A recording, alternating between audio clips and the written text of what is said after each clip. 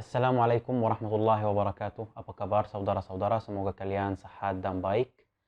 Alhamdulillah, alladzi bini'matihi tatimmus salihat wa huwal musta'anu fil hawadithi wan naibat. Wassalatu wassalamu ala rasulil bashariyatil a'zam, muallimun nasal khaira wa hadihim ila siratil azizil hamid. Adapun kemudian saya melihat kurang ilmu orang-orang mengenai sejarah Palestina, Al-Quds dan tanah yang berkati Baitul Maqdis. Dan saya melihat bahwa masalah Al-Quds itu masalah yang paling penting saat ini. Dan saudara-saudara, itu bukan masalah khusus orang Muslim. Ini masalah untuk seluruh manusia. Masalah Palestina bukan khusus Muslim saja. Itu untuk manusia semua. Terus saya lihat ini adalah tugas saya untuk menyajikan berusaha maksimal untuk melayani tujuan ini dan untuk mendukung negara saya dan Baitul Maqdis. Dan saya mengundang Allah untuk menerimanya dan semoga bermanfaat dan kebaikan untuk semua orang yang menonton video ini. Jadi saudara-saudara, kawan-kawan, jangan kurang ilmu. Ayo kita mulai.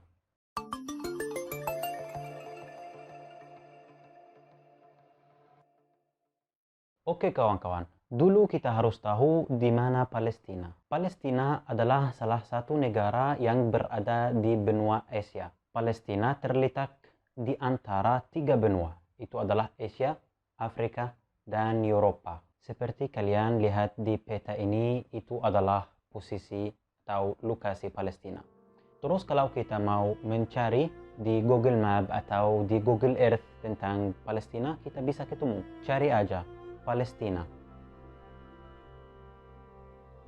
Langsung akan ketemu.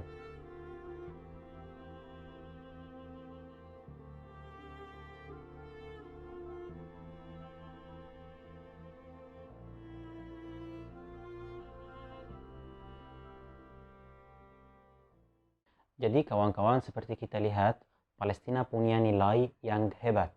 Seperti sejarah. Ya, karena Palestina di sana ada kota Jericho atau kota Ariha. Dalam bahasa Arab kota Ariha. Oke, dalam bahasa Inggris kota Jericho.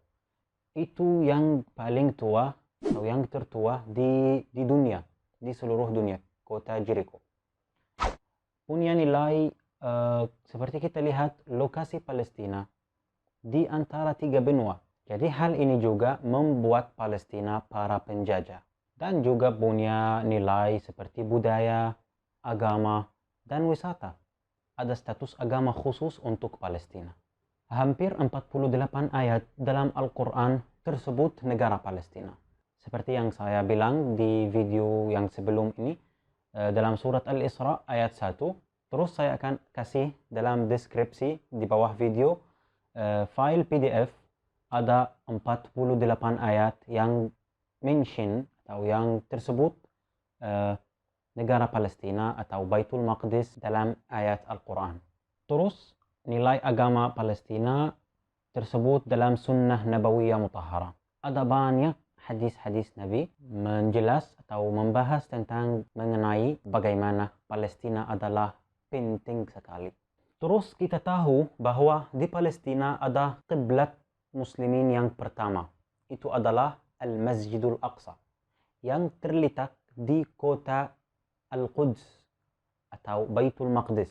Kota Al-Quds itu ibu kota Palestina. Oke kawan-kawan, saya mau tanya, apakah kalian tahu dalam foto ini di mana Al-Masjid Al-Aqsa?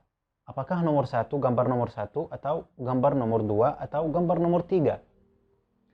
Jawab, gambar nomor 1. Kenapa? Karena gambar nomor 2 itu adalah Al-Masjid Al-Qibali.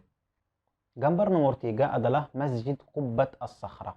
Tetapi gambar nomor 1 itu adalah Al-Masjid Al-Aqsa. Jadi Masjid Qubbat As-Sakhra dan Al-Masjid Al-Qibali dan apa yang di sekelilingnya itu adalah Al-Masjid Al-Aqsa. Dan ada banyak orang di Indonesia atau di mana-mana, di Palestina, di Arab juga, yang salah paham.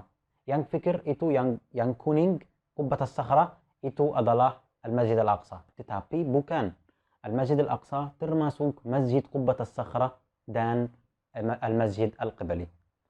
Terus kawan-kawan, seperti saya bilang tadi, Palestina, masalah Palestina bukan khusus Muslim, karena Palestina juga memiliki tempat-tempat yang paling penting untuk orang Kristen, seperti gereja kelahiran dan gereja Al-Qiyamah. Itu gereja kelahiran dalam bahasa Arab Kanisatu Al-Mahd. Itu di mana Nabi Isa berbicara waktu beliau masih anak kecil. Dan gereja Al-Qiyamah itulah Kanisatu Al-Qiyamah yang berada di kota Al-Quds, ibu kota Palestina. Seperti Muslim yang melaksanakan haji setiap tahun di Makkah. Orang Kristen juga seperti haji di gereja Al-Qiyamah dan gereja Al-Mahd. Terus kita tahu juga Palestina adalah tanah para nabi. Karena di situ lahir dan hidup banyak nabi dan sahabat Rasulullah. Di situ juga ada makam Nabi Ibrahim alaihissalam, Abul Anbiya, ayah Al-Anbiya, Nabi Ibrahim. Makam Nabi Ibrahim berada di kota Al-Khalil. Terus ada banyak fadilah-fadilah khusus Palestina dan khusus Al-Masjid Al-Aqsa atau Baitul Maqdis. Seperti satu salat di Masjid Al-Aqsa berpahala ratusan hingga 500 kali lipat. Dan Masjid Al-Aqsa itu adalah lokasi padang mahsyar. Dan Masjidul Aqsa juga tidak akan dimasuki Dajjal. Oke kawan-kawan, saya akan kasih link dalam deskripsi di bawah video ini seperti perjalanan ke Al-Masjidul Aqsa atau ke Palestina. Itu video yang indah sekali. Silahkan kunjungi. Palestina hidup di bawah lebih dari 20 berabadan yang berbeda.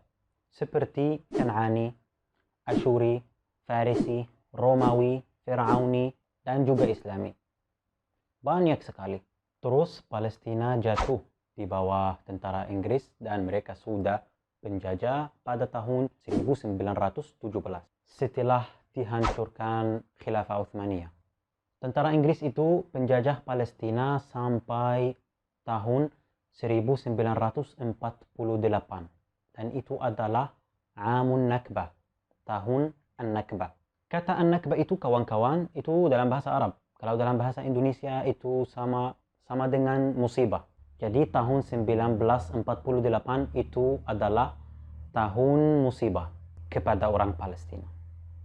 Pada tahun itu Palestina diberikan untuk kelompok-kelompok Yahudi yang tinggal di Palestina untuk menyatakan negara yang mereka sebut Israel. Kelompok-kelompok Yahudi itu diberi bantuan dan senjata dari tentara Inggris. Terus tentara Inggris mundur ke negara mereka. Kelompok-kelompok itu melakukan pembantaian dan pembunuhan anak-anak dan perempuan. Oke kawan-kawan, seperti kalian lihat di foto ini, itu Palestina pada tahun 1946 dan 1947 dan ya sampai sekarang. Itu adalah negara kita, tetapi mereka mencuri. Terus kawan-kawan, tentara Zionis ini hampir setiap hari melakukan tindakan keji. Mereka juga penutupan Masjid Al-Aqsa secara terus-menerus dan mencegah orang Palestina untuk salat di sana. Hampir setiap hari, ratusan dari tentara Israel menyerbu Masjid Al-Aqsa. Meskipun segala hal yang saya bilang tadi, alhamdulillah, warga Palestina masih sabar, masih semangat. Jangan lupa dalam salat selalu doa untuk warga Palestina untuk mencapai merdeka insya Allah suatu saat. Oke kawan-kawan, itulah tadi cuman ringkasan saja. Insya Allah nanti saya akan bikin video lagi tentang sejarah Palestina sebelum Islam, tentang awal orang-orang yang tinggal di Palestina. Oke kawan-kawan, follow channel ini, jangan lupa like, share dan subscribe. Sampai ketemu lagi insya Allah. Tolong kawan-kawan jangan menghina siapapun dalam komen.